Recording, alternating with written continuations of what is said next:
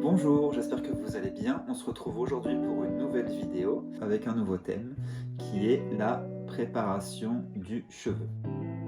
Ce que j'entends par préparation du cheveu, ça va être coupe, couleur, balayage, ce que vous pratiquez régulièrement et que vous allez devoir évidemment refaire avant le mariage. Pour celles qui font de la couleur, ce que je vous conseille, c'est de laisser un espace environ 5 à 7 jours avant le mariage, à moins d'avoir vraiment un cheveu qui pousse très vite, très blanc. Il est toujours préférable de refaire un shampoing minimum entre le jour de la coloration et le jour J. Ça va permettre d'enlever les derniers pigments qui sont en excès sur le cuir chevelu, sur le cheveu. Ça vous évitera d'un risque de taches en racines. Donc pour toutes ces raisons, je vous conseille vraiment d'anticiper et de ne pas faire les jours trop rapprochés du mariage. Et pour ce qui est du balayage, je pense que 2 semaines avant, ça peut être très bien. Parce que je trouve que quand le cheveu a été relavé, qu'il y a une petite repousse naturelle qui s'est installée, pour celles qui aiment les balayages très proches de la racine, même si on fait quand même de moins en moins, on a toujours un peu plus de profondeur dans les racines. Tout ce qui est des travaux techniques, je vous conseille de laisser minimum 5 jours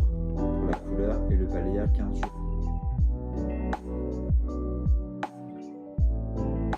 Celles qui ont choisi de laisser pousser leurs cheveux pour le mariage, parce qu'ils doivent être attachés, puis que tu as eu l'habitude d'avoir les cheveux plutôt courts, ça n'empêche pas qu'il va falloir quand même les couper régulièrement. Ça va permettre de conserver une belle densité, d'éviter d'avoir des fourches. Donc ça peut vraiment être important de continuer à couper régulièrement ses cheveux sans ôter trop de longueur, mais ça va maintenir un cheveu sain et épais. Ça, c'est à voir avec ton coiffeur.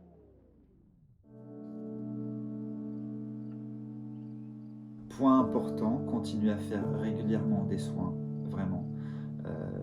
Un cheveu, plus il est nourri, hydraté, plus il est brillant, plus il est sain, pour la couleur, pour tout ça, ça va être très important. Donc n'hésitez pas, à chaque shampoing, un soin. Ça, mariage ou pas, fait des soins en permanence. Dès qu'on a surtout un peu de longueur, un cheveu, c'est comme la peau, ça se nourrit. Dis-toi qu'un cheveu qui t'arrive au niveau des oreilles, il a déjà au moins 1 an qu'il est en permanence sujet à supporter les intempéries, le vent, qu'il faut vraiment soigner son cheveu à chaque fois. Donc le rituel, c'est le shampoing avec un soin derrière, après shampoing, ce que tu préfères. La veille du mariage,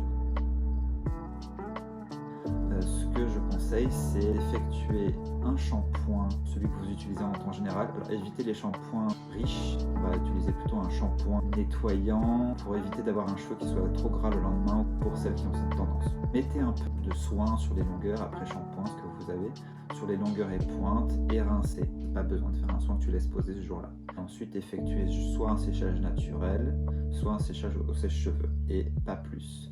Vous laissez le coiffeur de préparer son cheveu. Mais ce qui est vraiment important pour lui, c'est d'avoir un cheveu qui a été lavé la veille, qui ait une tenue. Et en fait, quand un cheveu vient d'être lavé, il est souvent un peu mou, un peu plat, il nous glisse des mains. Donc dans le cas d'une coiffure un peu attachée, c'est pas l'idéal. D'ailleurs, moi je sais que le jour J, j'ai tendance à, je dirais, salir un peu le cheveu en utilisant un peu de shampoing sec que je vais mettre en racine. Ça va me donner un peu de volume et un peu de texture. Donc voilà mes conseils pour la préparation du cheveu avant le jour J. Merci de m'avoir suivi sur cette nouvelle vidéo et puis je vous dis à très bientôt pour un autre thème.